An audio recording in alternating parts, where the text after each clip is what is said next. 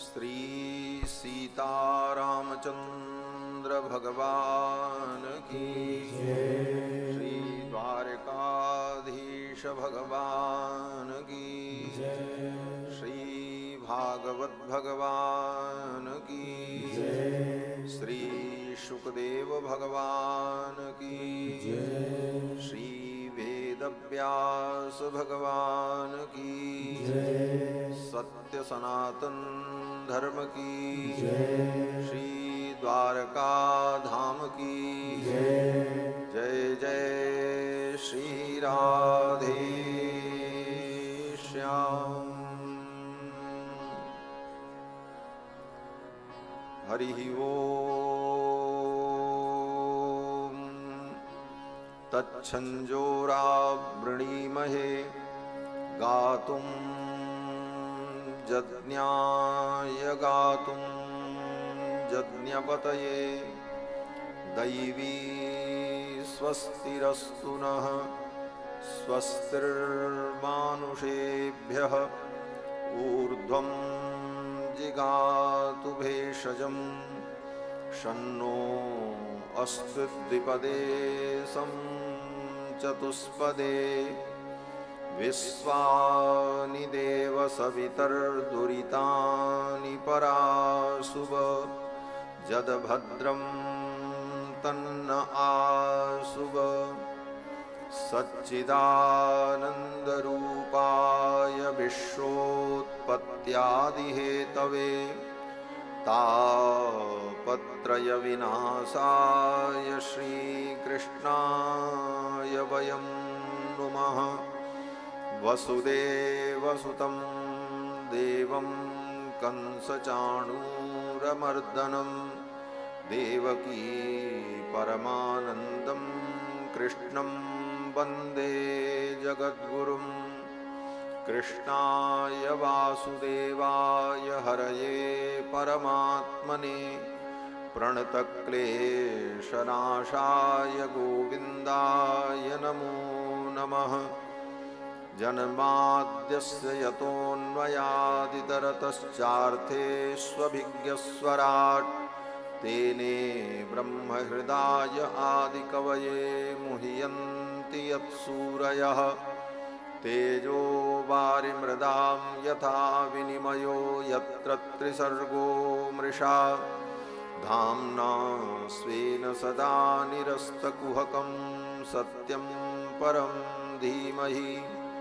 निगमकल्पतरोर्गलितं फलं शुकमुखादमृतद्रवसंयुतं पिबत भागवतं रसमालयं मुहुरहो रसिका भुवि भावुकाः।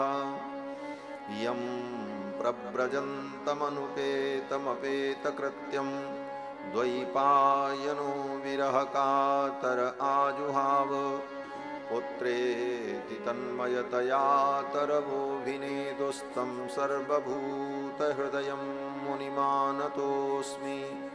व्यासं वसिष्ठनप्तारं शक्तेः पौत्रमकल्मषं पराशरात्मजं वन्दे शुकतातं तपोनिधिं। व्यासाय विष्णुरूपाय व्यासरूपाय विष्णवे नमो वै ब्रह्मनिधये वासिष्ठाय नमो नमः। अचतुर्वदनो ब्रह्मा दिवाहुरपरो हरिः अभाललोचनः शम्भुर्भगवान् बादरायणः। यस्य स्मरणमात्रेण जन्मसंसारबन्धनात् विमुच्यते नमस्तस्मै विष्णवे प्रभविष्णवे। ऋग्यजुस्सामरूपाय वेदाहरणकर्मणे प्रणवोद्गीतवपुषे महाश्वशिरसे नमः। यो नित्यमच्युतपदाम्बुजयुग्मरुक्मव्यामोहतस्तदितराणि तृणाय मेने अस्मद्गुरोर्भगवतोऽस्य दयैकसिन्धो रामानुजस्य चरणौ शरणं प्रपद्ये। शाण्डिल्याह्वयवं शबारितविधुं श्रीकोसलेशार्चकं विश्वक्सेनयतीन्द्रदेशिकपदद्वन्द्वारविन्दाश्रितं स्वाचार्ये सुयतौ जगद्गुरुवरे श्रीरामनारायणे नित्यं सक्तमतिं जगद्गुरुवरं श्रीवासुदेवं भजे। अस्मद्गुरुभ्यो नमः। अस्मत्परमगुरुभ्यो नमः। अस्मत्सर्वगुरुभ्यो नमः। श्रीमते रामानुजाय नमः। श्रीपराङ्कुशपरकालयतिवरवरवर प्रतिपादिभीकरगुरुभ्यो नमः। श्रीजानकीकान्तस्मरणं श्रीराधाकान्तस्मरणं सन्तपूर्वाचार्याः सहायाः सन्तपूर्वाचार्याः सहायाः। बोलिए श्री सीतारामचंद्र भगवान की जय। श्री द्वारकाधीश भगवान की जय। श्री सुखदेव भगवान की जय। श्री भागवत भगवान की जय। श्री वेदव्यास भगवान की जय। श्री द्वारका धाम की जय। सब संतन की जय। सब भक्तन की जय। सब विप्रन की जय। गो माता की जय। सत्य सनातन धर्म की जय। जय जय श्री राधे श्याम।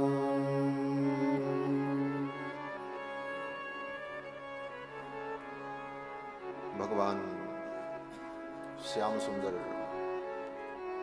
मदन मोहन श्री कृष्णचंद्र की मंगलमयी कथा का हम सभी लोग श्रवण लाभ प्राप्त करें, उसके पूर्व भगवान के मंगलमय नाम का श्रद्धा भाव से संकीर्तन कर लें। श्रीमद् भागवत के श्रीमद् भागवत महापुराण के अंतिम श्लोक में पूरी भागवत कथा वर्णन करके अंत में वेदव्यास जी यही कहते हैं कि भगवान का नाम संकीर्तन सारे पापों का नाश करने वाला है। नाम संकीर्तनम यस्य सर्व पाप प्रणाशनम, ये भागवत का अंतिम उपदेश है। भगवान का नाम संकीर्तन समस्त पापों का नाश करने वाला। और भगवान को प्रणाम करके क्या फल मिलेगा? तो व्यास जी कहते हैं प्रणामो दुख समनः। भगवान को प्रणाम करें तो दुख का शमन हो जाता है। तम नमामि हरिम परम, ऐसे भगवान हरि को हम प्रणाम करते हैं। तो भगवान का नाम संकीर्तन सारे पापों को नष्ट करता है। बड़े ही भाव से भगवान नाम संकीर्तन कर लें, फिर भगवान की पावन चर्चा श्रवण करेंगे। हरे राम हरे राम राम राम सीता राम राम राम। हरे राम राम राम सीता राम राम राम। हरे राम राम राम सीता राम राम राम। हरे राम राम राम सीता राम राम राम। हरे राम राम सीता राम राम राम। हरे राम राम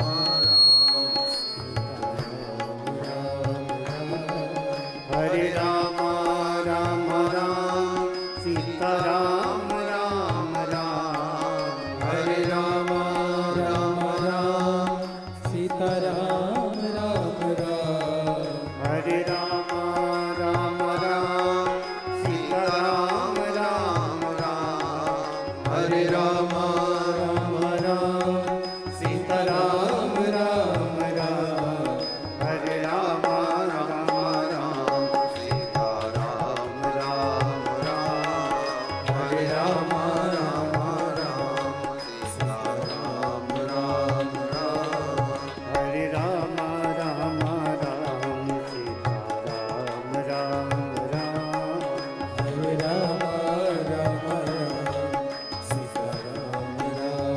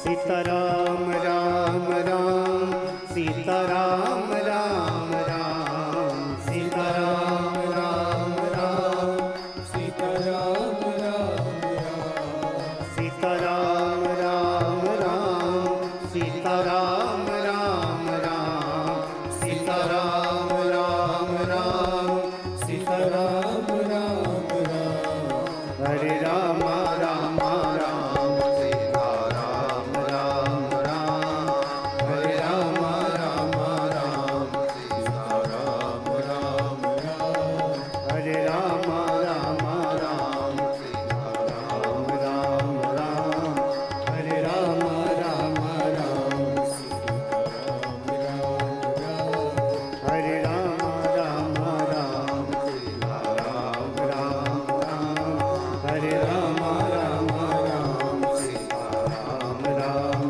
राम सीताराम राम राम सीताराम श्याम श्याम सीताराम राम राम राधे श्याम श्याम श्याम सीताराम राम राम राधे श्याम श्याम श्याम सीताराम राम राम राधे श्याम श्याम श्याम हरे राम राम राम सीताराम राम राम हरे राम राम राम सीताराम राम राम हरे राम राम राम सीताराम राम हरे राम राम राम सीताराम राम हरे राम राम राम सीताराम राम हरे राम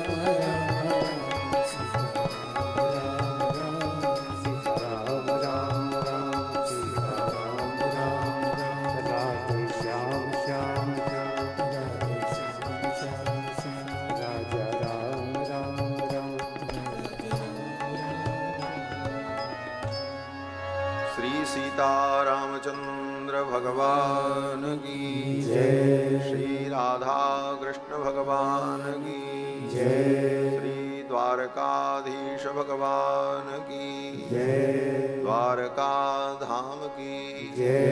जय जय श्री राधे श्याम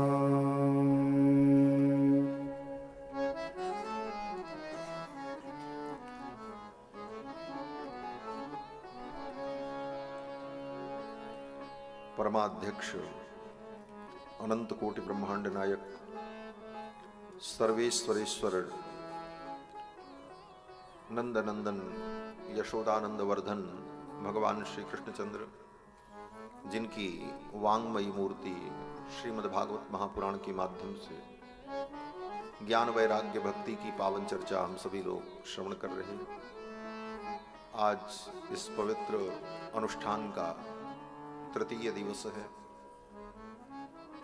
इस अनुष्ठान के संयोजक श्री अमर बंसल जी, जो कि जय बद्री विशाल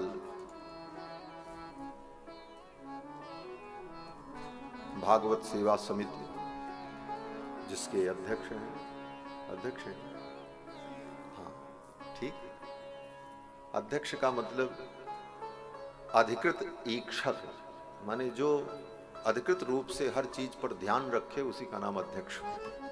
शाब्दिक अर्थ यही है। तो अन्यान्य उनके समस्त सुहृदजन, इस जय बद्री विशाल समिति के सभी सदस्यगण, अब सबका नाम तो हम नहीं ले सकते, याद भी नहीं है। तो समस्त श्रद्धालु श्रोता बंधुओं, आज की कथा के यजमान जिन्होंने विशेष पूजन किया, सभी जजमान हैं और सभी प्रतिदिन के जजमान हैं। प्रतिनिधि भले एक दिन के लिए कोई बने, बाकी जितने लोग यहाँ आए हैं सब भागवत के जजमान हैं और सातों दिन के सब जजमान हैं। 88,000 महर्षि मिलकर के कथा सुने और सूत जी ने सुनाया, तो 88,000 कौन थे? जजमान ही तो थे। तो ऐसे ही सभी जजमान हैं और सभी पुण्य के भागी हैं और आप सब लोग बड़भागी हैं कि द्वारका धाम में विराजमान होकर श्रीमद् भागवत की पावन चर्चा श्रवण कर रहे हैं। अमर बंसल जी ने कहा कि कथा स्वामी जी ने बढ़िया सुनाई, लेकिन कुछ तो ऊपर से निकल गई। कोई बात नहीं, जब स्नान व्यक्ति करता है तो पानी ऊपर से निकल जाता है, लेकिन स्नान तो होता है, शीतलता मिलती है। भले कुछ बात ऊपर से निकल जाए, लेकिन वो आपके जीवन को पवित्र करती हुई, धुलती हुई आपको आनंदमयी बना देगी। भगवान की कथा बड़ी गंभीर है। बड़े बड़े मुनि महात्मा भी भगवान की कथा में डूब जाते हैं, और ये डूबने के लिए है। संसार सागर में डूबने से अगर बचना चाहते हो, भव सागर में डूबने से बचना चाहते हो, तो भाव के सागर में डूब जाओ। और भाव के सागर में डूबने का उपाय क्या है? बोले ये कथा हमको भाव के सागर में डुबोती है। कथा सुनते हैं तो हमारा मन, हमारा चित्त भाव के सागर में डूबता है। कथा में भाव ही है, बाकी सब अभाव है।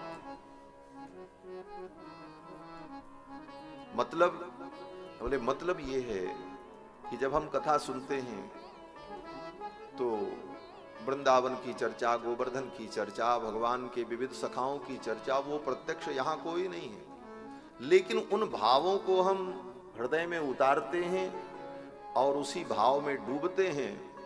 और उस भाव में डूबने का फल यही है कि हम भव सागर में डूबने से बच जाते हैं।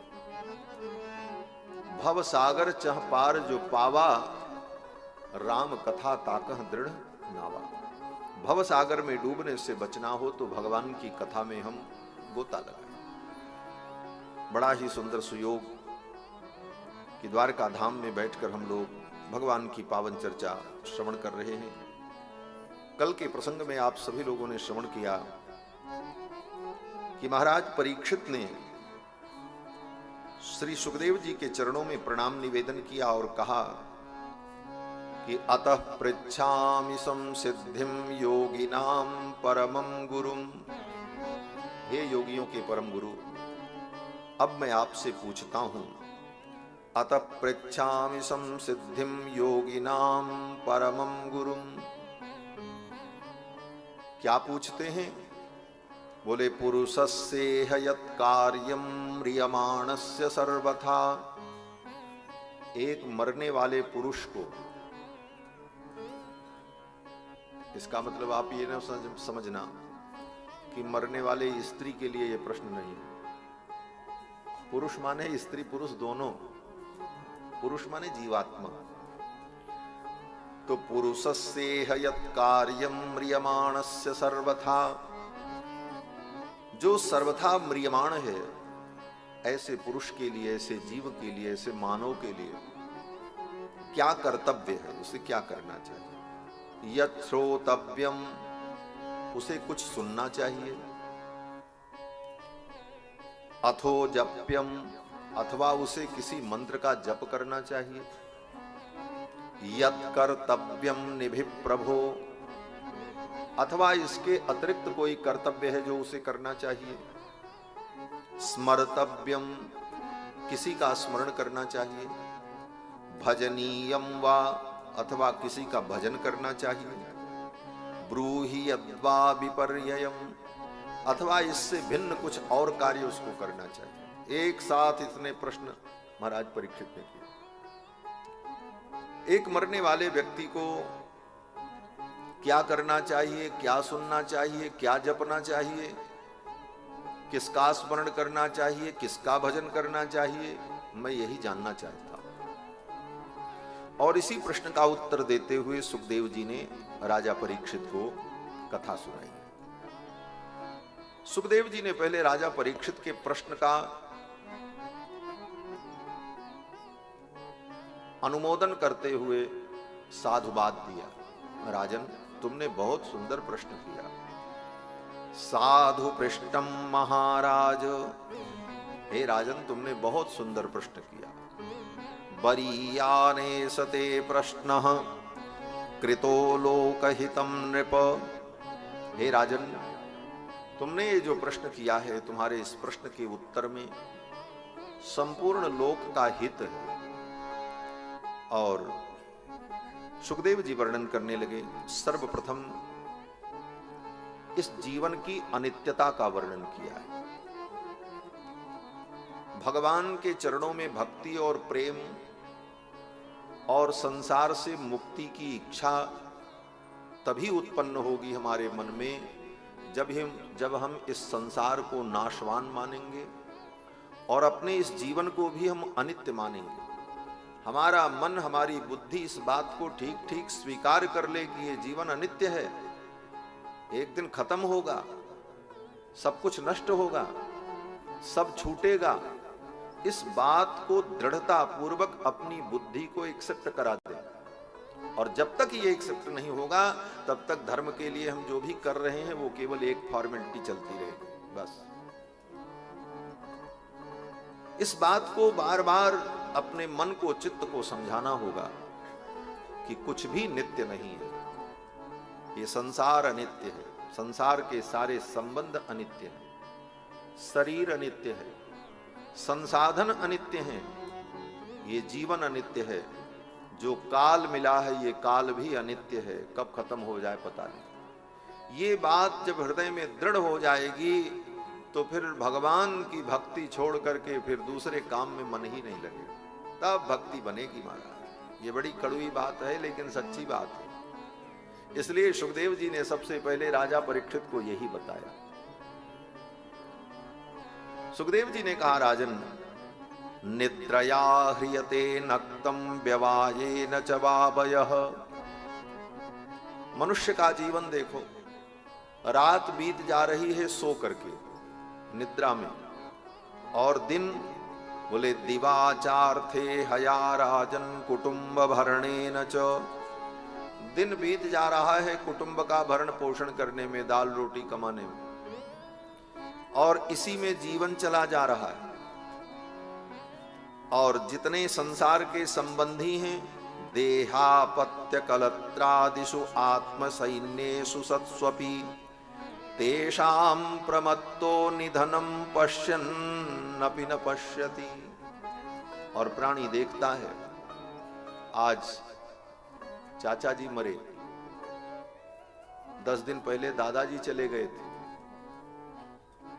एक एक व्यक्ति संसार का मर रहा है, हमारे संबंधी मर के जा रहे हैं, हम देखते हैं, रो लेते हैं, उनकी क्रियाओं में सम्मिलित हो लेते हैं, लेकिन मन को ये नहीं समझा पाते कि यही घटना एक दिन मेरे साथ भी होने वाली है। सुखदेव जी का बड़ा कठिन उपदेश है महाराज। सुखदेव जी कहते हैं, तेषाम प्रमत्तो निधनम। ये प्राणी इतना प्रमत्त है, प्रमत्त माने प्रमाद में है। तेषाम प्रमत्तो निधनम पश्यन्नपि न पश्यति। देखता है फिर भी अनदेखी कर रहा है, पश्यन्नपि न पश्यति। और आत्म कल्याण के लिए प्रवृत्त नहीं होता। हे राजन, इस जीवन का परम यही लाभ है कि जीवन में इतना भजन कर लो, भगवान का नाम ले लो, सत्कर्म कर लो, कि जब जीवन का अंतिम क्षण आए तो भगवान की स्मृति हो। यही जीवन का परम लाभ है। और इसका सरल उपाय क्या है? अंतिम समय में भगवान की स्मृति हमें हो, इसका सरल उपाय क्या है? तो सुखदेव जी कहते हैं, इसका सरल उपाय है कि बार बार भगवान के गुणों का वर्णन, भगवान की लीलाओं का श्रवण, भगवान की लीलाओं का वर्णन, भगवान की चर्चा। हमारे जीवन में जितनी भगवान की चर्चा होगी उसका परिणाम यही होगा कि जब जीवन का अंतिम क्षण आएगा तो भगवान की ही स्मृति होगी। कारण बताया। सुखदेव जी कहते हैं कि बड़े बड़े मुनि महात्मा भी यही करते हैं। जन्म जन्म मुनि जतन कराही, अंतराम कही आवत नहीं। तो इसके लिए मुनि महात्मा क्या करते हैं? कहते हैं, प्रायेण मुनयो राजन निवृत्ता विधिषेधतः नैर्गुण्यस्था रमन्ते स्म गुणानुकथने हरेः। बड़े बड़े त्रिगुणातीत महापुरुष भी भगवान के गुण वर्णन में अपने समय को व्यतीत करते हैं। इसलिए हे राजन, इदं भागवतम नाम पुराणम ब्रह्म संहितम, ये पुराण जो भागवत पुराण है, इदं भागवतम नाम पुराणम ब्रह्म संहितम। ब्रह्म संहितम माने ब्रह्म के समान है, ब्रह्म माने वेद, वेद के तुल्य ब्रह्म संहितम अधीतवान द्वापरादौ पितुर्द्वैपायनादहम। सुखदेव जी ने कहा, राजन, द्वापर के प्रारंभ में, द्वापरादौ, द्वापर के प्रारंभ में मैंने अपने पिताजी से इस पुराण को पढ़ा।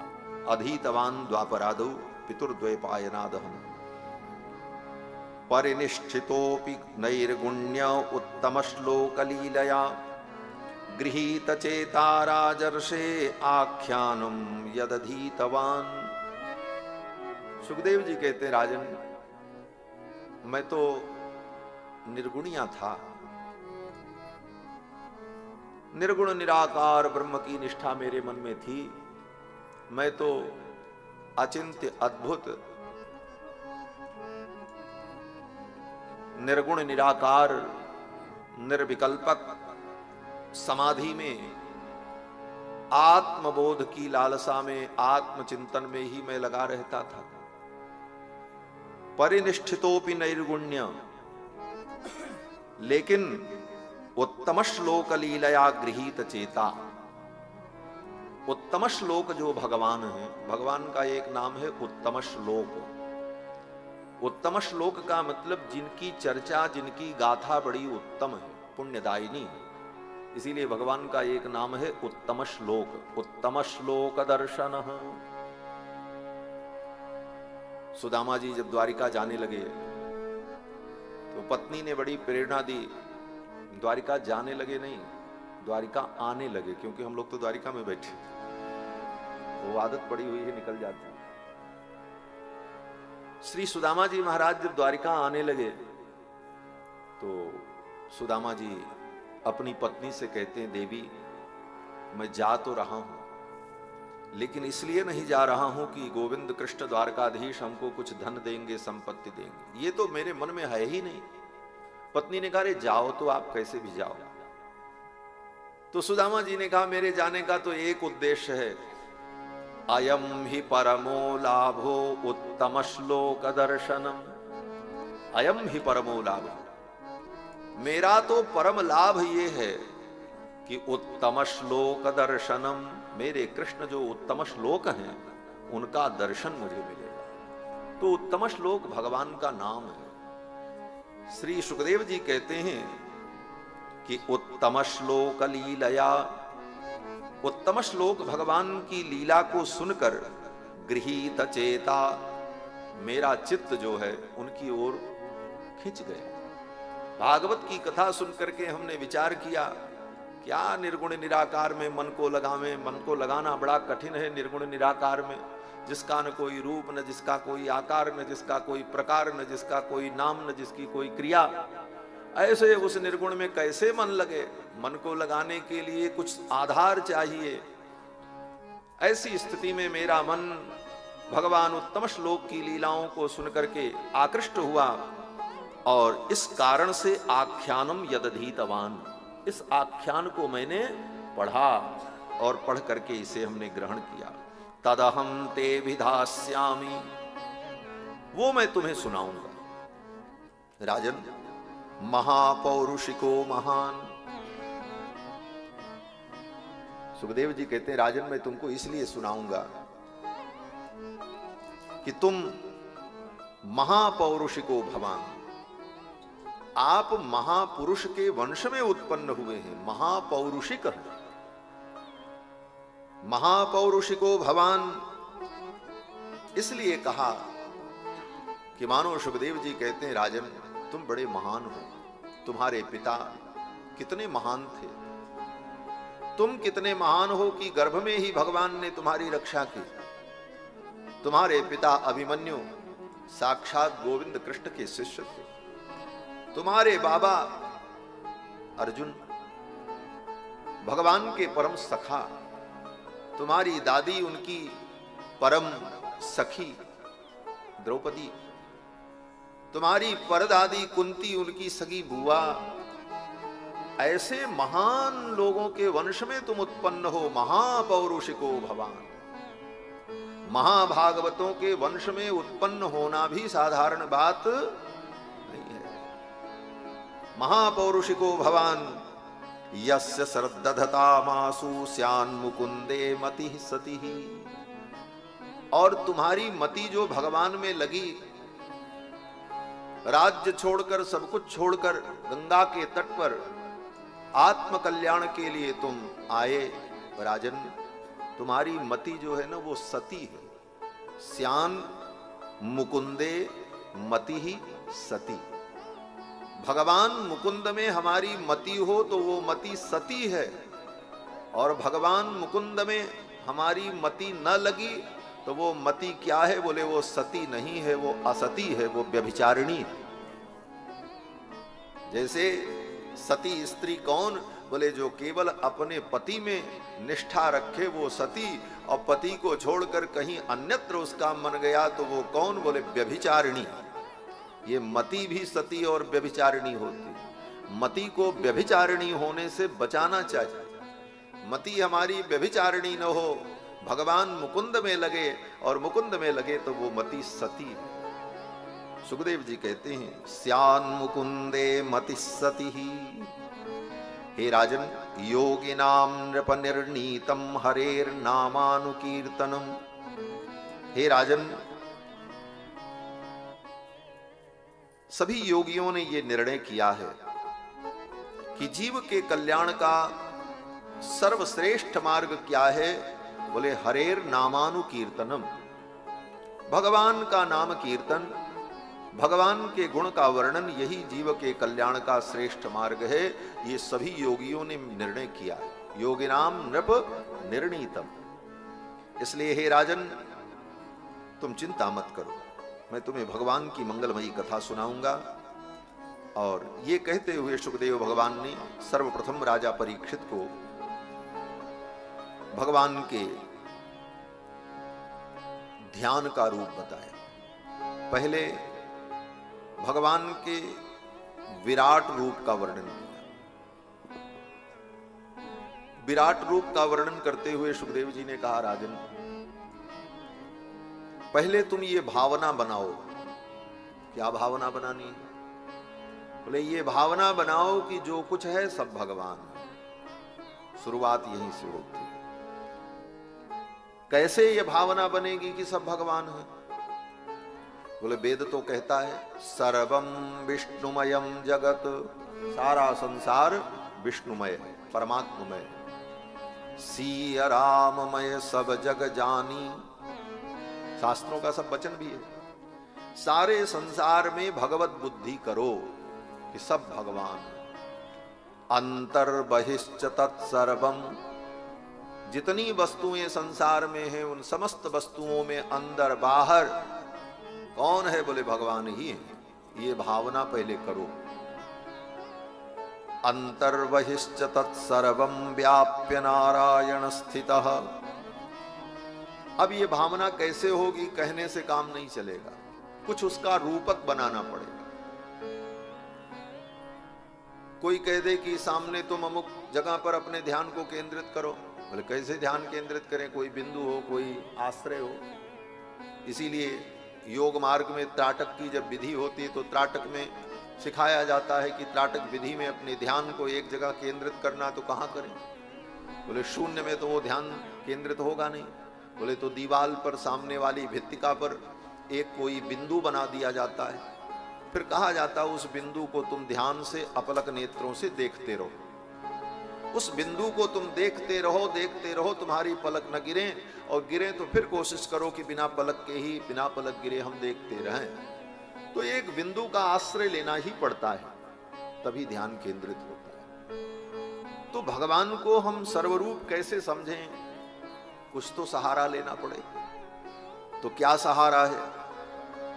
तो सुखदेव जी कहते हैं भावना करो कि भगवान सूर्य जो है ये भगवान की आंख है, चंद्रमा भगवान का मन है, ये पर्वत पहाड़ परमात्मा के शरीर की हड्डियां हैं।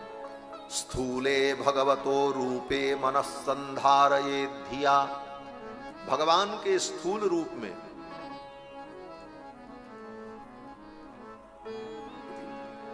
भगवान के स्थूल रूप में अपने मन को, अपनी बुद्धि को स्थित करो। स्थूल और सूक्ष्म, आज की भाषा में जिसे कहते हैं हार्ड और सॉफ्ट, जैसे कंप्यूटर में होता हार्डवेयर सॉफ्टवेयर, तो जो बाहर का रूप है इसी में भगवान को आप देखो, ये दृष्टि बनाओ। कैसे बनेगी ये दृष्टि? कहते हैं पाताल में तस्य ही पाद मूलम, ये नीचे का जो पाताल लोक है सबसे नीचे, वो भगवान का चरण है।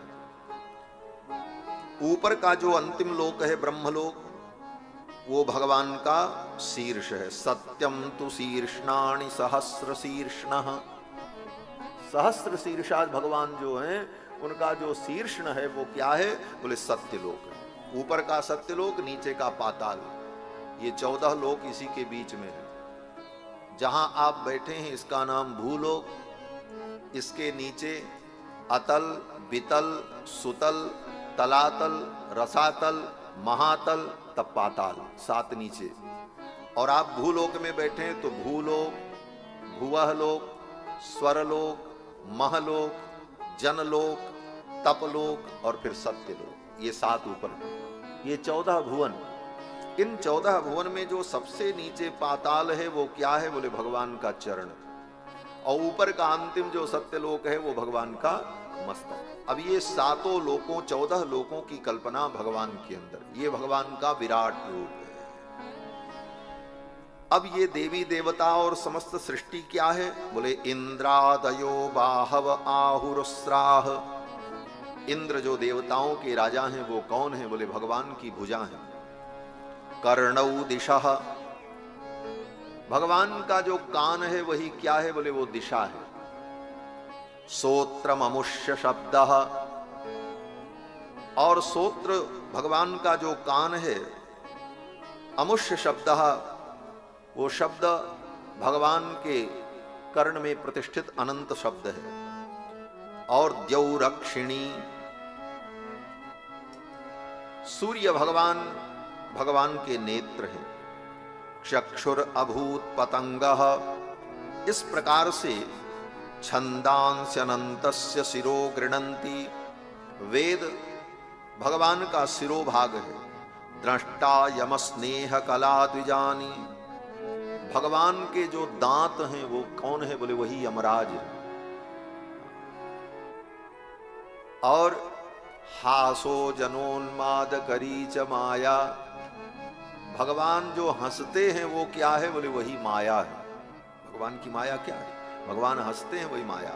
हासो जनोन्माद करी च माया, दुरंत सर्गो यदपांग मोक्षः, ब्रीडोत्तरोष्ठो धर एव लोभो, भगवान का जो ऊपर का ओंठ है वो लज्जा है, और नीचे का जो ओंठ है भगवान का वो क्या है? लोभ है। और धर्मस्तनो, धर्म भगवान का स्तन है। स्तन माने वक्षस्थल। अब स्तन की दृष्टि से भी व्याख्या करो तो भगवान के 2 स्तन हैं, 2 वक्ष, और वो 2 क्या है? बोले वही धर्म है। एक सकाम धर्म, एक निष्काम धर्म। ऐसी व्याख्या भी भावनात्मक ढंग से समझ सकते हैं। तो स्तन जो है वो धर्म है। अधर्मोथोस्य पृष्ठम, और अधर्म जो है वो भगवान का पृष्ठ है, पीठ है। अधर्म भी भगवान से अलग नहीं है, अधर्म भी भगवान में ही है, लेकिन वो भगवान का पृष्ठ है, पीठ है। इस पर एक बार बड़ी चर्चा हुई। आपने एक बड़ा सुंदर उद्घोष सुना है संतों के मुंह से कि धर्म की जय हो, बोलते हैं ना, धर्म की, अरे बोल दो जय हो, हाँ, धर्म की जय हो, अधर्म का नाश हो, प्राणियों में सद्भावना हो, विश्व का कल्याण हो। जय जय सीताराम। ये उद्घोष बड़ा प्रसिद्ध है। आज से कई दशक पूर्व धर्म सम्राट स्वामी श्री करपात्री जी ने जब राम राज्य की परिकल्पना की, देश की आजादी के पहले, आज जो राम राज्य की परिकल्पना की बात करते हैं, उनकी परिकल्पना के पहले ही धर्म सम्राट स्वामी करपात्री जी ने आजादी की लड़ाई में जेल में रह करके इस परिकल्पना को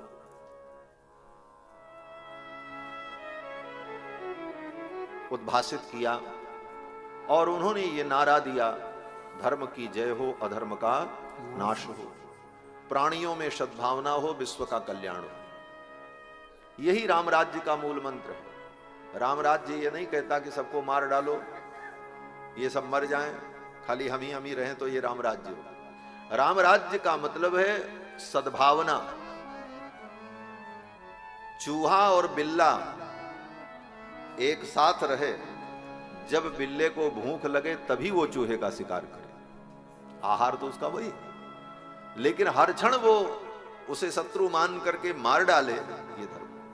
गाय और सिंह एक घाट पर पानी पिए, ये सद्भावना, प्रकृति में सद्भावना हो, जीवों में सद्भावना हो, यही असली राम राज्य। तो ये नारा धर्म सम्राट स्वामी श्री करपात्री जी ने दिया। तो इस पर कुछ विद्वानों ने आक्षेप किया कि धर्म की जय हो, धर्म की तो विजय हो, अच्छी बात है, लेकिन अधर्म का नाश हो, अधर्म नष्ट हो जाए। अधर्म भी तो भगवान का अंग है, भगवान की पीठ है। भागवत में लिखा, अधर्म क्या है? बोले भगवान की पीठ है। धर्मस्तनो धर्म पथोस्य पृष्ठम, अधर्म भगवान का पीठ है। तो क्या ऐसा संभव है कि व्यक्ति का आगे का हिस्सा रहे और पीछे का हिस्सा नष्ट हो जाए? रहेगा तो पूरा रहेगा, नहीं तो नहीं रहेगा। तो इस बात को लेकर के विवाद हुआ काशी में, विद्वानों ने अनेक प्रश्न उपस्थित किए। तो धर्म सम्राट स्वामी जी ने इसका समाधान किया। बोले नाश का मतलब वस्तु का नष्ट हो जाना, यह अर्थ नहीं है। नाश का मतलब होता है अदर्शन। अदर्शन माने दिखाई न पड़े। कोई वस्तु है लेकिन वो दिखाई न पड़े तो उसी का नाम होता है लोप। अदर्शनम लोपः, व्याकरण का सूत्र, अदर्शनम लोपः। प्रसक्तस्यादर्शनम, प्रसक्त माने विद्यमान वस्तु का न दिखना, अदर्शनम लोपः, उसी का नाम लोप है। तो धर्म सम्राट जी ने कहा कि धर्म तो दिखे लेकिन अधर्म दिखे न रहे, वो तो रहेगा, अधर्म खत्म नहीं होगा, लेकिन अधर्म न दिखे, धर्म दिखे। इसका मतलब क्या हुआ? बोले भगवान का जो सम्मुख भाग है वो धर्म है, भगवान का जो पृष्ठ है वो अधर्म है। तो हम भगवान को कैसे देखना चाहेंगे? अगर कोई आपसे पूछे कि भगवान आपके सामने आवे, तो आप भगवान को आगे से देखना चाहते हो कि पीछे से देखना चाहते हो? तो कोई यही कहेगा कि हम तो ठाकुर जी के मुखमंडल का, उनके श्रीअंग का, उनके मुख स्वरूप का हम दर्शन करना चाहते हैं। बोले भगवान मिले लेकिन वो तुम्हारी तरफ पीठ किए रहे। बोले नहीं नहीं, हम पीठ नहीं देखना चाहते, हम तो ठाकुर का मुख देखना चाहते। यही धर्म का स्वरूप है। धर्म भगवान का वक्षस्थल है, धर्म दिखे, और पीठ बोले पीठ पीछे रहे कोई आपत्ति नहीं, लेकिन दिखे तो मुखमंडल। उसी प्रकार संसार में धर्म ही सर्वत्र दिखे, अधर्म जहां तहां रहेगा लेकिन वो दिखे ना। यही धर्म अधर्म का स्वरूप है। तो अधर्म भी भगवान का अंग है। कुक्षि समुद्रा गिरयोस्थि संगाह, समुद्र जो है वो क्या है? बोले ये समुद्र भगवान की कोंख है। कोंख माने कुक्ष, पेट, उसी में सब समुद्र है। नद्योस्य नाड्यो, नद्योस्य नाड्यो, जितनी नदियां हैं, गंगा जमुना सरस्वती कावेरी कृष्ण वेणा तापी गोदावरी तुंगभद्रा कृतमाला पयस्वनी सरयू, ये सब नदियां क्या हैं? बोले विराट परमात्मा के शरीर की नाड़ियां हैं। जैसे हमारे आपके शरीर में 72,000 नाड़ियां हैं, उसी प्रकार ये नदियां भगवान के शरीर की नाड़ियां हैं। इस प्रकार भगवान के अंग में ही संपूर्ण सृष्टि विद्यमान है। और अब इस सृष्टि में जो ब्राह्मण, क्षत्रिय, वैश्य हैं, शूद्र हैं, ये क्या हैं? तो सूत जी कहते हैं ब्रह्माननम। ब्रह्म माने ब्राह्मण। ब्रह्म क्या है? ब्राह्मण क्या? बोले आननम, उन विराट परमात्मा का मुख है। छत्र भुजो, जो क्षत्रिय हैं वो कौन है? बोले भुजाएं हैं। और वैश्य बोले भगवान की कटी है, कमर है, जंघा है। और चतुर्थ वर्ण जो है वो भगवान के चरण हैं। इस प्रकार चारों वर्ण, संपूर्ण सृष्टि भगवान के अंदर विद्यमान है और भगवान ही संपूर्ण सृष्टि को अपने अंदर धारण किए हुए हैं। भगवान अगर धारण न करें तो ये कुछ नहीं रहेगा। न किसी की सत्ता रहेगी, न पृथ्वी रहेगी, न आकाश रहेगा, न हम रहेंगे, न आप रहेंगे। सभी सत्ता में जो धारकता है वो धारकता भगवान की। ये भावना हमें करनी चाहिए। बहुत से लोग सलाह देते हैं, बोले भगवान तो कण कण में है, मूर्ति में क्यों पूजा करते? बोले हमारा भी सिद्धांत यही है, हम कण कण में भगवान को मानते, सारी सृष्टि को ही भगवान हम मानते हैं।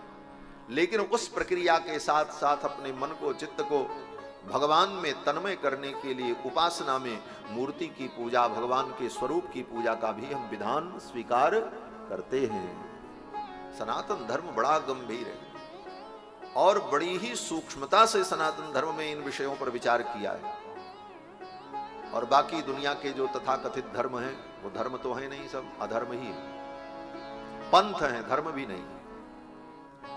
क्यों? बोले धर्म एक होता है, धर्म दो होता ही नहीं। धर्म सदा एक होगा। और धर्म की अगर आवश्यकता मानव के जीवन में है, इस बात को व्यक्ति मानता है, तो धर्म की आवश्यकता उस समय से है जब से मानव सृष्टि है। यह दूसरा प्रश्न है। अगर धर्म की आवश्यकता मानव के जीवन में है, इस बात को आप मानते हैं, तो यह भी मानना पड़ेगा फिर जब से मानव है तब से धर्म की आवश्यकता है। तो ये मानव सृष्टि कब से है? बोले अरबों खरबों वर्षों से। तो फिर अरबों खरबों वर्षों से ही धर्म की सत्ता होनी चाहिए। तो अरबों खरबों वर्ष पहले धर्म क्या था? बोले सनातन धर्म था, जिसको आज दुनिया धर्म कहती है। उन पंथाइयों के जो धर्म हैं, चाहे वो इस्लाम हो, चाहे ईसाइयत हो, कोई 2000 वर्ष के हैं, कोई 1500 वर्ष के हैं, कोई 700 वर्ष के हैं, कोई 3000 वर्ष के हैं। उनसे प्रश्न किया जाए, धर्म अगर जीवन में अनिवार्य है तो लाखों वर्ष पहले जब सृष्टि अरबों वर्ष पहले थी तब कौन सा धर्म था? तब तो तुम्हारा धर्म नहीं था। तब तुम्हारा धर्म नहीं था तो फिर लोग किस धर्म का पालन करते थे? तो उस समय जो धर्म का पालन करते थे और अरबों वर्षों तक जिस धर्म का लोगों ने पालन किया, तो आज तुम्हारे इस नए धर्म की जरूरत क्यों पड़ी? इसका मतलब तुम्हारा धर्म धर्म नहीं है, वह एकमात्र पंथ है, तुम्हारी कल्पना है या तुम्हारे व्यक्तिगत विचार हो सकते हैं। धर्म तो सनातन धर्म है। क्यों सनातन है? बोले ये सृष्टि सनातन है, इस सृष्टि को बनाने वाले भगवान सनातन है। भगवान का एक नाम सनातन भी है, सनात सनातन तमः कपिल कपिरव्ययः। भगवान सनातन, भगवान सनातन, और ये जीव भी सनातन, हम आप भी सनातन हैं। ऐसा नहीं है कि किसी काल में हम लोग बनाए गए, अनादिकाल से और अनंत काल तक रहेंगे ही। शरीर भले बदले, जीवात्मा वही रहता है, नित्य है। तो भगवान सनातन, जीव सनातन, और भगवान के द्वारा बनाई जाने वाली ये सृष्टि, ये भी सनातन है।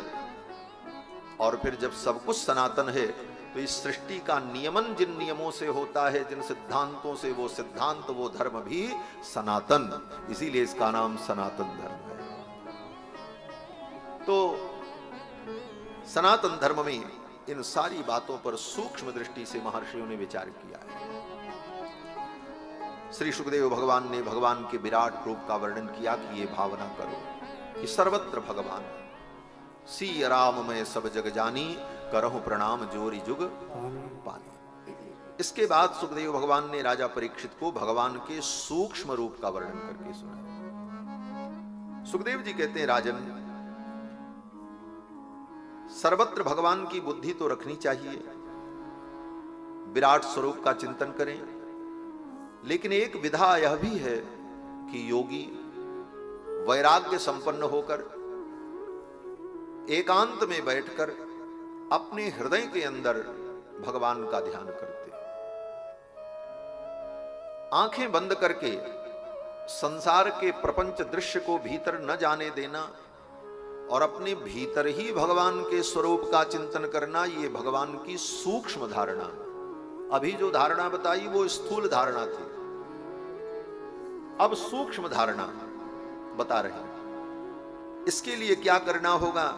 कहते हैं इसके लिए वैराग्य की आवश्यकता होती है। जब तक वैराग्य नहीं तब तक स्थूल रूप में भगवान को देखने का प्रयास करो, लेकिन जब वैराग्य दृढ़ हो जाए तो फिर अपने हृदय में सूक्ष्म परमात्मा का दर्शन करो। बोले वैराग्य क्या है? तो वैराग्य का मतलब सुखदेव जी कहते हैं कि तुम्हारे जीवन की आवश्यकताएं जितनी कम हो जाए, अपने जीवन की आवश्यकताओं को आप जितना कम कर लो, कम से कम में काम चलने लग जाए, तो समझो आपके अंदर वैराग्य आ गया। और कितना कम? बोले जितना कम हो सके। अंतिम सीमा बताई। अब उस अंतिम सीमा तक तो सब नहीं जा सकते हम आप, परंतु जानना तो चाहिए। सुखदेव जी कहते हैं अपने जीवन की आवश्यकताओं को कम से कम कर लो। कितना कम? बोले अगर हो सके तो इतना कर लो कि तुम्हें कपड़े की भी जरूरत न पड़े। बोले महाराज कैसे रहेंगे? नंगे घूमेंगे?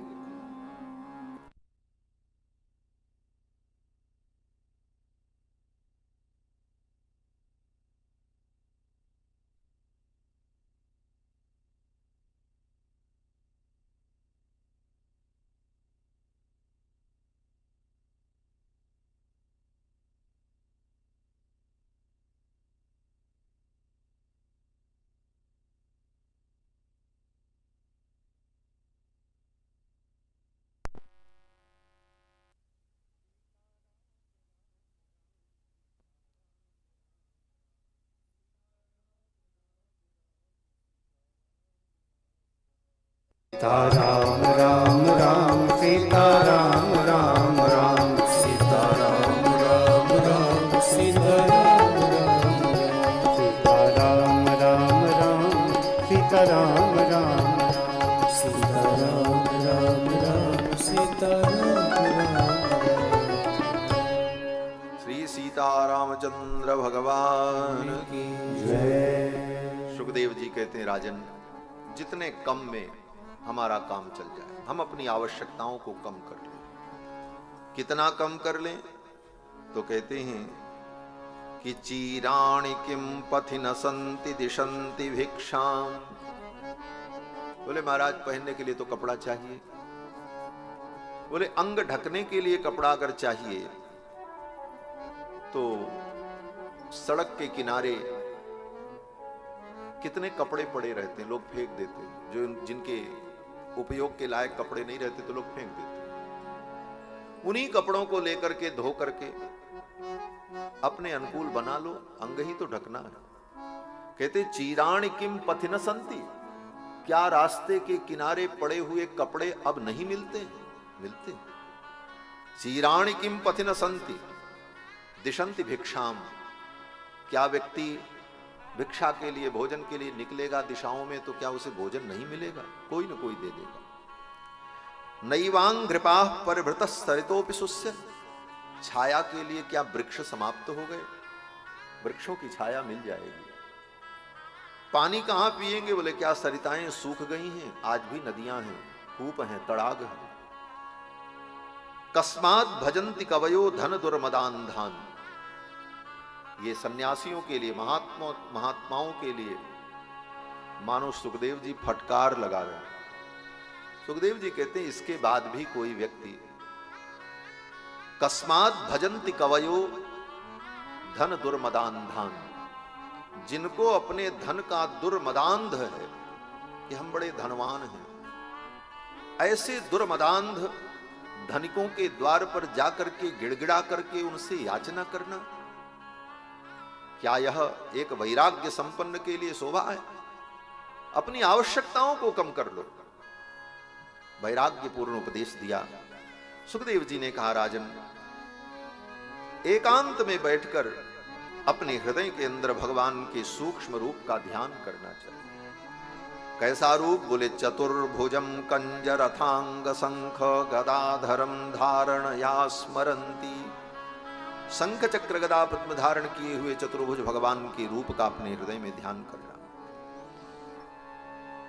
भगवान के सूक्ष्म रूप के ध्यान की विधि बताई और फिर कहते हैं कि न ह्यतोन्यः शिवः पंथा विशतः संसृताविह वासुदेवे भगवती भक्ति योगो यतो भवेत्। जीव के कल्याण का यही मार्ग है कि भगवान के चरणों में हमारी भक्ति हो, भक्ति योग हो। और फिर सुखदेव जी कहते हैं कि अनेक देवताओं की उपासना जो है पुराणों में, शास्त्रों में, और उन देवताओं की उपासना से अलग अलग फल की प्राप्ति का जो विधान है, उन विधानों को देख करके भी व्यक्ति तत्त देवताओं की उपासना में भटक जाता है। सुखदेव जी कहते हैं, राजन, जिसको इंद्रिय की कामना हो इंद्र की आराधना करता है, जिसे धन की कामना हो माया देवी की आराधना करता है, जिसको पुत्र की कामना हो वो प्रजापति की आराधना करता है। अलग अलग फलों के लिए अलग अलग विधि है। यहां तक कि शत्रु को अगर मारना हो तो गोली मारो, हत्या कर दो, तब तो जेल ही जाना पड़ेगा। लेकिन अब आदमी की कामना में यह भी एक कामना होती है कि हमारा शत्रु मर जाए, तो उसके लिए भी शास्त्र ने विधि बता दी। बोले क्या करो? बोले मारण करो। मारण की विधि है। खटकर्म में मारण एक कर्म है। मारण, मोहन, उच्चाटन, स्तंभन और वशीकरण, ये सब खटकर्म इसको कहा जाता है। 6 प्रकार के कर्म होते: मारण, मोहन, उच्चाटन, स्तंभन और वशीकरण। अलग अलग विधियों के द्वारा किसी को वश में कर लो, किसी को मोहित कर लो, किसी का उच्चाटन कर दो। उच्चाटन कर दो, पागल बन के घूमता रहे। मारण कर दो, मर जाए। स्तंभन कर दो, स्तंभित हो जाए, उससे कोई काम ही न हो, पागल जैसा घूमे। तो ये सब विधियां भी हैं शास्त्र में। सेन याग है, सेन याग करो, शत्रु मर जाए। लेकिन इन कर्मों के द्वारा शत्रु को मारने के लिए जो सब विधि विधान किए जाते हैं, भले वो शत्रु मर जाए और आपके ऊपर कोई मुकदमा और केस भी नहीं होगा, मंत्र के बल से, तंत्र के बल से सब हो जाएगा। लेकिन यहां भले केस न हो, भगवान के यहां तो केस चलेगा। हाँ, ये जान लेना, वो तुम्हारे पाप के रजिस्टर में दर्ज हो जाएगा। इस व्यक्ति ने हत्या की है, हत्या का जो फल है और उसका जो दंड है वो यमराज के यहां मिलेगा। वहां नहीं बच सकते, यहां तो आप बच जाओ। तो अज्ञानी प्राणी यहां बच जाएं, वहां देखा जाएगा। ऐसा सोचने वाले लोग करते हैं ऐसे कर्मों, तो शास्त्र उनका भी विधान बता देता है। इस पर भी बड़ा विचार किया है शास्त्रों में, मीमांसा में, कि शास्त्र तो व्यक्ति के कल्याण के लिए प्रवृत्त होता है, और शास्त्र ने ऐसे कर्मों का निरूपण किया जिन कर्मों को करने के बाद नरक में जाए। आप किसी का मारण करो, किसी के ऊपर सेन याग करके उसका मारण कर दो, तो उसका फल क्या होगा? बोले नरक की प्राप्ति।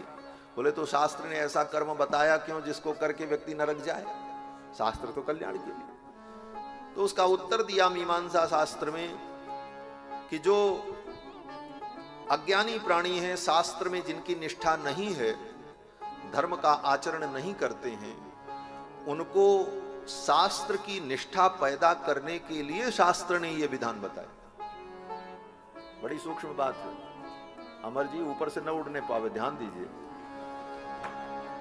ये सब बातें कथाओं में आपको सुनने को नहीं मिलेगी। इन चीजों को जानेंगे तो सनातन धर्म की गंभीरता आपको समझ में आएगी। कहते हैं कि शास्त्र ने ऐसे कर्मों का विधान क्यों किया? बोले शास्त्र ने इसलिए विधान किया कि सामान्य प्राणी से कहो, अज्ञानी से, कि तुम राम राम करो तुम्हारा कल्याण होगा, वो कहेगा क्या होगा राम राम करने से, वो नहीं मानने को तैयार। ये पूजा करो ये फल मिल जाएगा, वो मानने को तैयार नहीं। लेकिन ऐसे अज्ञानी के मन में शत्रु से परेशान होकर कभी ये भावना हुई क्या करें, तो शास्त्र ने कहा ऐसा करो तो शत्रु मर जाएगा। उसने सोचा चलो करके देखें, शायद काम बन जाए।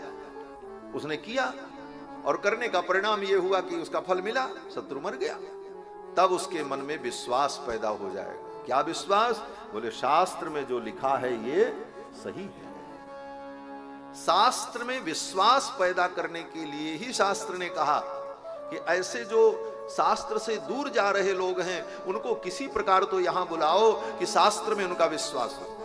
जब उनका विश्वास हो जाएगा कि ये करने से ये फल मिल गया, तब उसी शास्त्र में जब उनको ये मिलेगा कि भगवान का भजन करो तो तुम्हें मुक्ति मिल जाएगी, ठाकुर का चिंतन करोगे तो तुम्हारा जीवन सुखमय हो जाएगा, तुम्हारे सारे दुख दूर हो जाएंगे, तो उन वचनों में भी उनका विश्वास हो जाएगा और वो धीरे धीरे शास्त्र में प्रवृत्त हो जाएंगे और शास्त्र उनके कल्याण का मार्ग बताते हैं।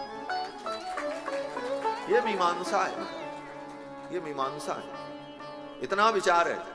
तो शास्त्र में विविध देवताओं की आराधना का जो वर्णन है उसका केवल यही उद्देश्य है कि किसी प्रकार से शास्त्र की निष्ठा उसके अंदर पैदा हो, कि शास्त्र की बात सत्य है, वेद पुराण शास्त्र की बात सत्य है। ये जब दृढ़ हो जाएगा तब शास्त्र में जितनी बातें कही गई हैं उन बातों पर विचार करते करते एक दिन आप इस विचार पर पहुंचेंगे कि शास्त्र ये कहता है कि सर्वम त्यक्त्वा हरिम भजेत, सब छोड़ करके हरि का भजन करो। तब इस वचन में तब जाकर के विश्वास होगा, और ये विश्वास होगा तो आप भगवान के भजन में प्रवृत्त होकर के माया से मुक्त होकर के परम आनंद को प्राप्त कर लो। जीव के कल्याण का ये क्रमिक विधान है। इस क्रम से भी कुछ लोग चलते हैं, और जिन्होंने जन्म जन्मांतर में सब करके अनुभव कर लिया है तो इस जन्म में उनको सीधे भगवान के चरणों में निष्ठा उत्पन्न हो गई। और जिनकी नहीं हुई वो 2, 4, 10 जन्मों तक ऐसे करते करते धीरे धीरे आगे बढ़ेंगे। सबका क्रम सब एक जैसे थोड़ी है, सब लिखा है शास्त्र में। विंशत्यग्नीन्द्र सूर्यादेह विष्णु भक्त प्रजायते, 20 जन्मों तक अग्नि की और सूर्य भगवान की उपासना करे तब जाकर के भगवान नारायण के चरणों में भक्ति उत्पन्न होती। त्रिभिर प्रजापते भक्त सप्तभिः शंकरस्तु यः, 3 जन्मों तक प्रजापति की भक्ति, 7 जन्मों तक भगवान शंकर की भक्ति। विंशत्यग्नीन्द्र सूर्यादेह विष्णु भक्त प्रजायते, 20 जन्मों तक अग्नि की उपासना, ये सब करने के बाद तब जाकर के भगवान के चरणों में निष्ठा उत्पन्न होती है। ये भागवत धर्म है हमारा। तो सुखदेव जी ने कहा अलग अलग देवताओं की उपासना से अलग अलग फल जीव को प्राप्त होता है। लेकिन हे राजन, कोई ऐसा व्यक्ति हो जिसको सब कामना हो, हमको सब कुछ मिले, हमको धन भी मिले, हमको परिवार भी मिले, हम भी सुखी रहें, हमारा शरीर भी स्वस्थ रहे, हमारे दुश्मन भी हमसे दूर रहें, और हमें मरने के बाद मोक्ष भी मिल जाए, तो हम क्या करें? तो सुखदेव जी कहते हैं एक उपाय बहुत बढ़िया है, निर्विवाद उपाय, जिसमें कोई विवाद नहीं। वो उपाय क्या है? बोले अकाम सर्व कामो वा। अगर तुम अकाम हो, तुम्हारे मन में कोई कामना नहीं है, तब भी ठीक है। और सर्व कामो वा, तुम्हारे मन में सब प्रकार की कामना है, जो अभी हमने कहा, धन भी चाहिए, पुत्र भी चाहिए, परिवार भी चाहिए, संसार में नाम भी चाहिए, कीर्ति भी चाहिए। सुखदेव जी कहते हैं हाँ ठीक है, चाहिए सर्व कामो। अरे मरने के बाद मोक्ष भी चाहिए। बोले हाँ ठीक है, अच्छी बात है, मोक्ष कामो उदारधि। तो क्या करें? बोले एक काम करो, तीव्रेण भक्ति योगेन यजेत पुरुषम परम। तीव्र भक्ति योग के द्वारा भगवान की भक्ति करो। भगवान की भक्ति से कामनाएं भी पूर्ण हो जाएंगी, आप निष्काम भी बन जाओगे और मोक्ष की भी प्राप्ति हो जाएगी। भगवान की भक्ति से जीव को सब कुछ प्राप्त हो जाता है। गोस्वामी तुलसीदास जी महाराज कहते हैं, तुलसी सो सब भांति परम सुख। तुलसी सो सब भांति परम सुख, जो चाहसी मन मेरो तो भज राम काम सब पूर्ण, करहि कृपा निधि तेरे। आज के समय में समझो, जैसे उदाहरण भी आज के ही जैसा हो तो समझने में मजा भी आता है आप लोगों को। जैसे आपको बाजार जाना है, कपड़ा भी लेना है, सब्जी भी लेनी है, दूध भी खरीदना है, अमुक चीज चाहिए, अमुक चीज चाहिए। अब एक एक दुकान में जाओ तो बड़ा झंझट है। सीधे एक जगह चढ़े जाओ जहां मॉल, आजकल मॉल होता है, वहां सब मिलता है।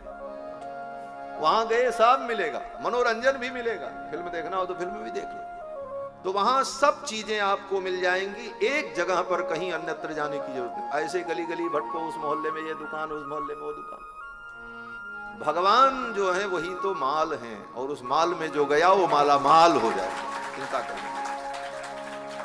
अकाम सर्व कामो वा मोक्ष काम उदारधी, तीव्रेण भक्ति योगेन यजेत पुरुषम। तीव्र भक्ति योग के द्वारा भगवान परम पुरुष की भक्ति करनी चाहिए। श्री सुखदेव जी महाराज वर्णन करते हैं, इस कथा को सूत जी सौनक जी को सुना रहे। सौनक जी सूत जी से जब सुनते हैं इन विषयों को, तो सौनक जी कहते हैं, गुरुदेव आपने बड़ी अद्भुत बात कही, आज मुझे समझ में आया कि जिसने भगवान की कथा को नहीं सुना उसके कान जो है वो क्या है। बोले, बिले बतोरुक्रम विक्रमान ये न शृण्वत कर्ण पुटे नरस्य। जिस नर ने भगवान की कथा नहीं सुनी उसके कान क्या है? बोले, बिल है। बिल जानते ना, जैसे जैसे चूहा रहता, सांप रहता है जिसमें, वो बिल के समान है, एक जगह है थोड़ी, उसका सदुपयोग नहीं किया उस व्यक्ति ने। कहते हैं, जिह्वा सती दार्दुरिके वसूत न चोपगायत्युरुगाय गाथाः। जिसकी जिह्वा ने भगवान की लीलाओं का गान नहीं किया, भगवान का नाम नहीं लिया, उसकी जीभ क्या है? बोले, उसकी जीभ मेढक के जीभ के समान है। दार्दुरिकेव, दार्दुक माने दादुर, दादुर माने मेढक, मेढक को दादुर कहते हैं। दादुर धुन चहु दिशा सुहाई, वेद पढ़े जिम बट समुदायी। बरसात ऋतु, वर्षा ऋतु आ गई। वर्षा ऋतु में क्या होता है? अभी वर्षा ऋतु में चारों तरफ पानी बरस जाए तो रात में मेढक टर टर टर मेढक की आवाज आती। वर्षा ऋतु का जब वर्णन किया तो भगवान कहते हैं, ये मेढक की आवाज वर्षा ऋतु में कैसी सुनाई पड़ रही है? बोले, जैसे ब्राह्मण ब्रह्मचारी वेद पढ़ रहे हो एक साथ एक स्वर में, टर टर टर टर। वर्षा ऋतु का वर्णन किया है राम जी ने, लक्ष्मण जी को सुनाया है। घन घमंड गरजत कछुओरा, प्रियाहीन डरपत मन मोरा। जब बादल गरजने लगे, बिजली चमकने लगी, तो राम जी लक्ष्मण से कहते हैं, लक्ष्मण मुझे अपनी सीता की याद आ रही है। बड़ा सुंदर वर्णन है महाराज। घन घमंड नभ गरजत घोरा, घन घमंड घन गर नभ घोरा। प्रियाहीन डरपत मन मोरा, प्रियाहीन डरपत मन मोरा। दामिनी दमक रही घन माही, दामिनी दमक रही घन माही। कल के प्रीत जथा तिर नाही, कल के प्रीत जथा तिर नाही। पर सही जलद भूमि नियराए, पर सही जलद भूमि नियराए। यथा लवई बुध विद्या पाए, यथा लवई बुध विद्या पाए। बूंद अकात सहई गिर कैसे, अकात सहई गिर कैसे। फल के वचन संत जह जैसे, फल के वचन संत जह जैसे। क्षुद्र नदी भरी चली तुराई, क्षुद्र नदी भरी चली तुराई। यस थोरे धन खल इतराई, थोरे धन खल इतराई। भूमि परत भाटावर पानी, भूमि परत भाटावर पानी। जन जीवी माया लिपटाही, जन जीवी माया लिपटानी। समट समट जल भरहि तलावा, समट समट जल भरहि तलावा। हिमि सद्गुण सज्जन पहियावा, हिमि सद्गुण सज्जन पहियावा। सरिता जल जल निधि महु जाई, सरिता जल जल निधि महु जाई। होई अचल जीवी जीव हरि पाई।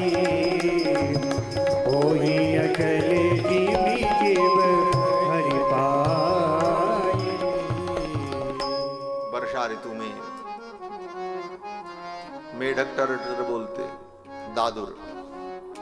सुखदेव जी कहते हैं जैसे दादुर की जीभ होती है, मेढक की जीभ टर टर करती, उसी प्रकार तुम्हारी जीभ जीवन भर टर टर करती रही, लेकिन भगवान का नाम नहीं लिया। श्री शौनक जी कहते हैं कि बर्हायिते ते नयने नराणाम लिंगानि विष्णोर्न निरीक्षतो ये। इन आंखों से भगवान के विग्रह का दर्शन नहीं किया। लिंगानी, भगवान के मंदिर को और भगवान के विग्रह को जिसने नहीं देखा, उसकी आंख क्या है? बोले मोर पंख के आंख के समान। जैसे मोर के पंख में आंख तो बहुत होती है, लेकिन सब आंख बेकार ही होती है, उसका कोई मतलब नहीं होता। मोर की पंख में एक दो नहीं सैकड़ों आंखें होती, लेकिन उन आंखों का कोई उपयोग नहीं हुआ। जीवत छवो भगवतांघ्रि रेणुम न जातु मर्त्यो भी लभेत यस्तु। वो व्यक्ति जीवित ही 100 के समान है जिसने भागवतांघ्रि रेणु, भगवान के भक्तों की चरण रज को अपने सिर पर धारण नहीं किया। वो प्राणी जिंदा ही मुर्दा है। तदस्मसारम हृदयम वतेदम, उस व्यक्ति का हृदय पत्थर के समान है। किस व्यक्ति का? बोले यद गृह्यमाणैर हरि नाम ध्येयैः, भगवान का नाम लेने पर, भगवान की कथा सुन करके न विक्रियेताथ, जिसके हृदय में विकार नहीं हुआ। विकार का मतलब भगवान की कथा सुन करके आंखों से आंसू नहीं आए। नेत्रे जलम गात्र रुहेषु हर्षः, आंखों से अश्रुपात नहीं हुआ, शरीर में रोमांच नहीं हुआ। उस प्राणी का हृदय क्या है? बोले पत्थर है। तदस्मसारम हृदयम, उसका हृदय अस्मसार है। अस्मसार माने पत्थर। आगे सौनक जी ने इस प्रकार सूत जी से कहा, प्रभु आपने बड़ी कृपा की, हमें कथा सुना रहे। श्री सुखदेव भगवान राजा परीक्षित को कथा सुनाते हुए सर्वप्रथम भगवान की स्तुति करते हैं। कई श्लोकों में भगवान की बड़ी सुंदर स्तुति की। स्तुति करते हुए सुखदेव भगवान कहते हैं कि यत् कीर्तनम यत् स्मरणम यदि क्षणम, जिन भगवान का कीर्तन, जिनका स्मरण, जिनका दर्शन, यद वंदनम यत् श्रवणम, जिनका बंदन, जिनका श्रवण, लोकस्य सद्यो विधुनोति कल्मषम, व्यक्ति के जीवन के सारे कल्मष को धो देता है। तस्मै सुभद्र स्रवसे नमः, ऐसे सुभद्र स्रवस भगवान को मैं प्रणाम करता हूं। एक बात भक्ति की महिमा वर्णन करते हुए सुखदेव जी कहते हैं, कोई कितना भी बड़ा दानी हो और बहुत बड़ा तपस्वी हो, तपस्विनो दान परा यशस्विनो मनस्विनो मंत्रविदस्सु मंगलाः, मंत्रविद हो, तपस्वी हो, दानी हो, लेकिन उसका कल्याण तब तक नहीं होगा।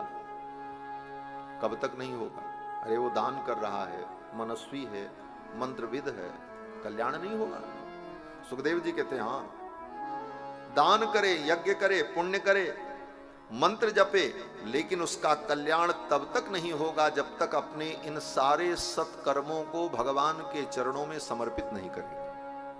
क्षेमम न बिंदन्ति बिना यदर्पणम, तस्मै सुभद्र स्रवसे नमो नमः। यही समर्पण हमारे आचार्य भगवान श्री रामानुजाचार्य कहते हैं। जब ये स्थिति है कि दान करने पर, यज्ञ करने पर, मंत्र जपने पर भी क्षेमम न विंदन्ति, कल्याण नहीं होगा। कब तक? बोले जब तक इन कर्मों का भगवान के चरणों में समर्पण नहीं करोगे। तो रामानुज स्वामी हमारे कहते हैं, आचार्य चरण, कर्मों का समर्पण तो ठीक, यहां तक बात समझ में आ गई, हम जो कुछ करें भगवान को समर्पण कर दें। लेकिन कदाचित कोई कर्म हमने किया और समर्पण करना भूल गए, तब तो वो कर्म हमारे लिए बंधन का कारण बन जाएगा और वो फलीभूत नहीं होगा।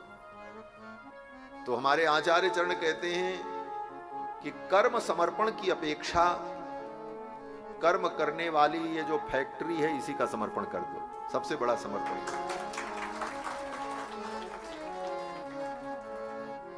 ये शरीर क्या है? बोले कर्म का उत्पादन करने वाली फैक्ट्री है, कारखाना है। और इस शरीर में दो प्रकार के कर्म का उत्पादन होता है, एक पाप, एक पुण्य। दो कर्म इस शरीर से होते हैं, तीसरा कुछ होता ही नहीं। ये शरीर वो कारखाना है जिसमें पाप और पुण्य रूपी कर्मों का उत्पाद होता है। और इस शरीर रूपी कारखाना को चलाने वाला, इसका मालिक जो आत्मा है, कारखाना जिसका होगा, मालिकाना हक भी उसी का होगा, और उस कारखाने से जो प्रॉफिट और लॉस होगा वो उसी का होगा, दूसरे का तो होगा नहीं। तो इस शरीर रूपी कारखाने से जो उत्पन्न किया पाप वो तुम्हारा नुकसान है, और जो पुण्य हुआ वो लाभ है। कंपनी में घाटा हो चाहे मुनाफा हो, मुनाफा पुण्य है और घाटा क्या है? पाप है। अब इस घाटे मुनाफे दोनों से बचने का उपाय क्या है? बोले ना घाटा हमें मिले ना हम मुनाफा, हमको कुछ नहीं चाहिए, हम तो शांति चाहते हैं। ये घाटा मुनाफा दोनों से बचने का उपाय क्या है? बोले दोनों से बचने का उपाय यही है कि ऐसा करो, कोई आदमी ढूंढो बढ़िया जो कंपनी चला सके, और जाकर के कोर्ट में जाकर के रजिस्ट्रार के सामने जाकर के अपनी कंपनी, अपना कारखाना उसको लिख दो। लिखा पढ़ी में क्या होगी? बोले वो रजिस्ट्रार लिखेगा और लिखने के बाद उस पर मोहर लगा देगा। जब मोहर लग गई, लिख गया, दस्तावेज बन गया, बोले वो कंपनी उसकी, वो कागज तैयार हुआ, अब आप मालिक खत्म। और अब आप मालिक नहीं रहे तो अब ना आपका कोई उसमें नुकसान है ना आपका कोई उसमें लाभ है। लाभ नुकसान दोनों से बच गए, अब जो होना हो वो जाने। उसी प्रकार कर्मों के समर्पण की अपेक्षा कर्म करने वाला ये जो कारखाना है इसका ही समर्पण भगवान को। क्यों? बोले अब हम इसको नहीं चला पाएंगे, इसके लाभ और नुकसान से हम परेशान हो गए। अब ये लाभ नुकसान से मुक्ति कैसे मिले? बोले जाओ रजिस्ट्रार के पास। रजिस्ट्रार कौन है? बोले आचार्य पीठ पर बैठे हुए जो आचार्य हैं, जो गुरु हैं, वही रजिस्ट्रार हैं। वो लिखा पढ़ी करेंगे, तुम्हारे मत्थे पर तिलक लगा देंगे, कंठ में तुलसी की माला धारण करा देंगे, कान में मंत्र बता देंगे, तुम्हारा नामकरण कर देंगे, नाम दर्ज कर देंगे भगवान के यहाँ, आज से रामदास, गोविंददास, कृष्णदास। और उसके बाद भगवान की पक्की मोहर लगा देंगे, एक भुजा में शंख, एक भुजा में चक्र की मोहर लगा करके आपकी शरीर रूपी संपत्ति को ठाकुर को रजिस्ट्री कर देंगे। हो गई रजिस्ट्री। और जब रजिस्ट्री हो गई, विचित्रा देह संपत्ति ईश्वराय निवेदितो, ये संपत्ति जो है हस्तपादादि संयुता, हाथ पैर से युक्त, अंग प्रत्यंग से युक्त यह संपत्ति जब भगवान को समर्पित हो गई तो अब तुम्हारे द्वारा किए गए जो कर्म है वो सब भगवान को अर्पित हो, निश्चित हो। इसीलिए भगवान ने कहा माम एकम शरणम ब्रज अहम त्वा सर्व पापेभ्यो मोक्षयिष्यामि मा शुचा। अब तुम मत सोचो। क्यों? बोले अब तुम्हें सोचने की जरूरत क्या? यह समर्पण। सुखदेव जी ने बड़ी सुंदर स्तुति की। हम तो इसी श्लोक में रह जाएंगे, कथा पूरी हो जाएगी 3 घंटे की। आगे बहुत सारी बातें कहनी हैं। आगे सुखदेव जी कहते हैं भगवान के जो भक्त हैं, भगवान की भक्ति की तो इतनी महिमा है, लेकिन जो भगवान के भक्त हैं उनकी तो इतनी महिमा है कि भगवान के भक्तों का भी आश्रय अगर ये जीव ले ले तो जीव का कल्याण होगा। सुखदेव जी कहते हैं राजन, किरात हूणांध्र पुलिंद पुलकसा आभीर कंका यवना खसादयः येन्ने च पापा यदुपाश्रयाश्रया शुद्धन्ति तस्मै प्रभु विष्णुवे नमः। बड़े से बड़े पापी भगवान के भक्तों का आश्रय ले लें तो वे भी पवित्र हो जाते हैं। और फिर सुखदेव जी कहते हैं, हे भगवन, प्रचोदिता येन पुरा सरस्वती वितन्वता जस्य सतीम स्मृतिम हृदि। हे भगवन, सृष्टि के प्रारंभ में आपने ब्रह्मा के हृदय में जो सरस्वती को प्रेरित किया। अपने संकल्प मात्र से ब्रह्मा के हृदय में संपूर्ण ज्ञान विज्ञान को आपने प्रकट कर दिया। स्वलक्षणा प्रादुर्भूत किलास्यतः समे ऋषीणाम ऋषभ प्रसीदता। हे भगवान, आपने ब्रह्मा की मति में संपूर्ण ज्ञान प्रकाशित कर दिया। हे प्रभु, आप ऋषियों के भी ऋषि हैं, मैं आपको प्रणाम करता। मानो सुखदेव जी कहते हैं, हे प्रभु, मेरी मति में भी इसी प्रकार आप अपने ज्ञान का प्रकाश कर दो। ऐसी सुंदर प्रार्थना की और फिर कथा का वर्णन करने लगे। सुखदेव जी कहते हैं, हे राजन, एक बार देवर्षि नारद घूमते घूमते ब्रह्मलोक पहुंचे। ब्रह्मलोक में ब्रह्मा जी के पास जब पहुंचे तो नारद जी ने क्या देखा कि ब्रह्मा जी मंत्र का जप कर रहे थे माला लेकर। ब्रह्मा जी को जप करते हुए, ध्यान करते हुए जब देखा तो नारद जी ने पूछा, पितामह, आपने संपूर्ण सृष्टि बनाई, आपसे बड़ा तो कोई नहीं है, सबको आपने पैदा किया, फिर आपसे बड़ा कौन है जिसका जप आप करते हो? ये किसकी माला फेर रहे हो? तब ब्रह्मा जी ने मुस्कुराते हुए कहा कि तस्मै नमो भगवते वासुदेवाय धीमहि। मैं उन भगवान वासुदेव का ध्यान करता हूं। ये ब्रह्मा जी कह रहे हैं। ये वासुदेव नाम भगवान का सनातन नाम है। आजकल के इतिहासकार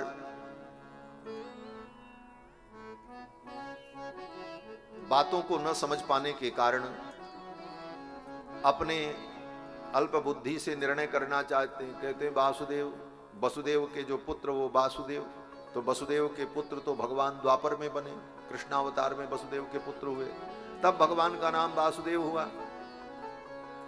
और ये सृष्टि के प्रारंभ में ब्रह्मा जी कह रहे हैं, नमो भगवते वासुदेवाय धीमहि। इसका मतलब ये भागवत तब लिखी गई और ये सब बातें तब लिखी गई जब द्वापर में कृष्णावतार हो चुका। और ये बात काल्पनिक है। क्यों? बोले तब तो भगवान का नाम वासुदेव नहीं था।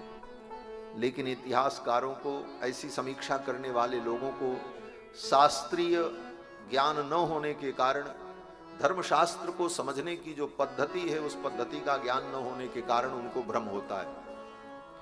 वासुदेव नाम भगवान का सनातन नाम है। ये संयोग है कि द्वापर युग में वसुदेव के पुत्र भगवान बने, इसलिए भी वासुदेव उन्हें कहा जाए, कोई आपत्ति नहीं है। लेकिन वासुदेव नाम भगवान का सनातन नाम है। वासनाद वासुदेवस्य वासितम भुवनत्रय, जो तीनों भुवन में वास करते हैं, इसलिए उनका नाम वासुदेव है। भगत वचल प्रभु कृपा निधाना विश्ववास प्रगटे भगवान। वासुदेव का मतलब विश्ववास, जो सारे विश्व में वास करता है। तो ब्रह्मा जी भी इसी अर्थ में कह रहे हैं। ब्रह्मा जी कह रहे हैं कि नमो भगवते, तस्मै नमो भगवते, उन भगवान को प्रणाम है, वासुदेवाय, जो कण कण में वास कर रहे हैं, धीमहि, मैं उनका ध्यान कर रहा हूं। तो नारद जी ने कहा वो कौन है? तो ब्रह्मा जी कहते हैं, यन्मायया दुर्जयया माम ब्रुवन्ति जगत गुरुम। जिन भगवान की माया से मोहित प्राणी मुझे ही सारे संसार का स्वामी मान लेते, ये ब्रह्मा कह रहे हैं। ब्रह्मा जी कह रहे हैं, भगवान की माया से जिनकी बुद्धि मोहित हो गई वो मुझको ही सबसे बड़ा मान लेते हैं कि ब्रह्मा ही सबसे बड़े हैं, सारी दुनिया इन्होंने बनाई है, यही परम तत्व है, यही भगवान है। और ब्रह्मा जी से पूछो तो ब्रह्मा जी कह रहे हैं ये सब ऐसा नहीं, ये तो भगवान की माया से जिसकी बुद्धि मारी गई है वो मुझको भगवान मान लेता है। जब ब्रह्मा जी ये कह रहे हैं तो फिर ब्रह्मा जी के बाद जितने देवी देवता हैं उनकी क्या स्थिति है, आप विचार करें। ब्रह्मा जी कह रहे हैं हमको वो भगवान मानता है जिसकी बुद्धि माया के द्वारा भ्रमित हो गई। तो ब्रह्मा के अतिरिक्त जो अन्य देवी देवता हैं उनमें अगर ऐसी परत्व बुद्धि आई तो कहीं न कहीं भगवान की माया का ही प्रभाव है। अब रही बात किसी के इष्ट या किसी के उपास्य की आलोचना की बात यहां पर नहीं। सब में भगवान है, वो तो पहले ही कहा जा चुका है। कण कण में भगवान है, संपूर्ण सृष्टि ही भगवान है। पत्थर, जड़, दीवाल, आकाश, पाताल सब भगवान है, ऐसा भी कहा गया।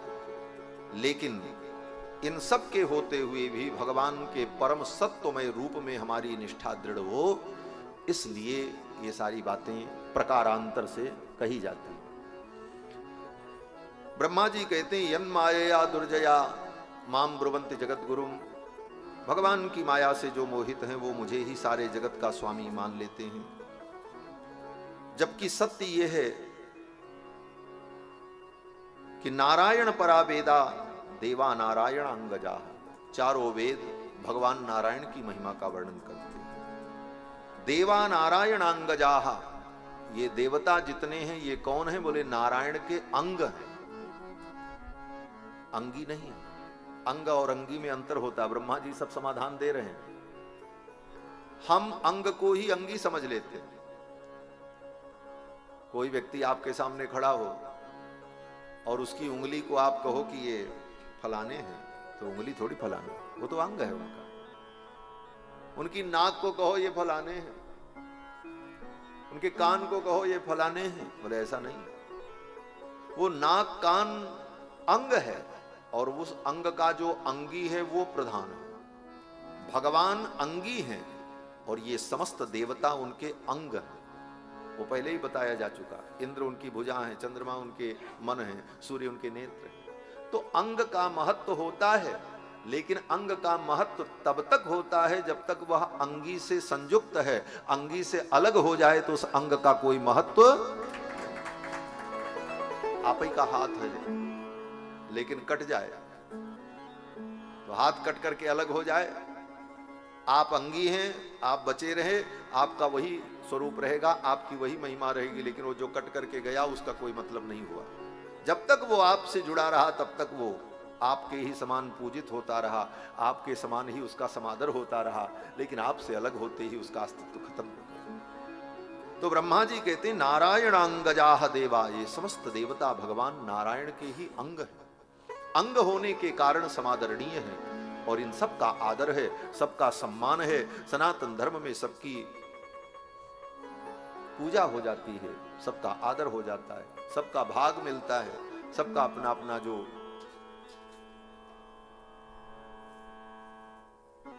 भाग है, उपासना है, वो होती रहती है। आगे कहते नारायण परालोका नारायण परामखा, समस्त लोक नारायण का ही, नारायण परा, और समस्त यज्ञ भगवान नारायण का ही यजन करते। नारायण परम ज्ञानम नारायण परा गति ही, नारायण ही परम ज्ञान है, नारायण ही परम गति है। ब्रह्मा जी महाराज ने भगवान की महिमा का वर्णन किया और फिर ब्रह्मा जी कहते हैं वही भगवान नारायण अनेक रूपों में अवतार लेकर के विविध लीलाएं करते। और ये कहते हुए ब्रह्मा जी ने नारद जी को भगवान के 24 अवतार का संक्षिप्त वर्णन करके सुनाया। उन्हीं भगवान ने वराह अवतार लिया, उन्हीं ने सनकादिक के रूप में अवतार लिया, उन्होंने ही नरसिंह रूप में अवतार लेकर के हिरण्यकश्यपु का वध किया। गजराज जब डूबने लगा पानी में तो गजराज की पुकार को सुनकर के वे भगवान नारायण ही हरि रूप में आए और हरि रूप में आकर श्रुत्वा हरिस्तमरणार्थिनम अप्रमेय चक्रायुध पदकराज भुजाधिरूढ़ चक्रेण नक्रवदनम विनिपाट्य तस्मात् हस्ते प्रगृह्य भगवान कृपयोज्जहार। उन्हीं भगवान ने हरि रूप धारण करके नक्र का वध किया और गजराज का उद्धार किया। उन्हीं भगवान ने विविध रूप धारण करके रामकृष्णादि रूप में आकर के अनेक लीला की। ब्रह्मा जी कहते हैं वही भगवान कृष्ण के रूप में अवतार लेकर कैसी अद्भुत अद्भुत लीला करते हैं। क्या करते हैं? बोले नंदम चमोक्षति भयात वरुणस्य पाशात, नंद बाबा को वरुण पाश से मुक्त किया। गोपान बिलेसु पिहितान मयसूनुना च, अनेक प्रकार से गोपैर मखे प्रतिहते ब्रज विप्लवाय, इंद्र के द्वारा जब पूरे ब्रजमंडल को नष्ट करने का उपक्रम हुआ तो उन्हीं भगवान ने गोवर्धन धारण करके ब्रजवासियों की रक्षा की। ये सब सुनाते हुए सुखदेव भगवान ने राजा परीक्षित को भगवान के विविध अवतार की कथा सुनाई।